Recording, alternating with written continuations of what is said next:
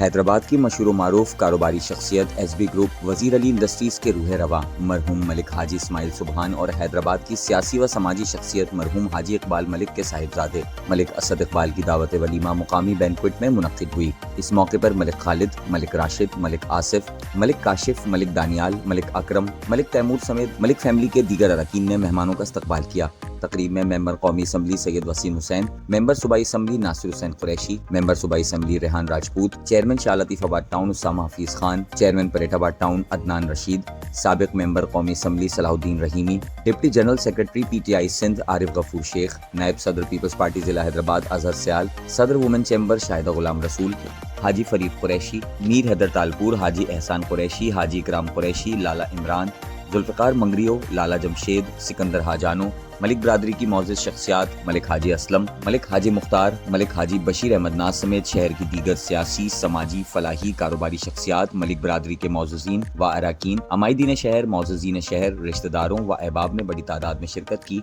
और नए जोड़े के लिए नेक तमन्नाओं का इजहार किया।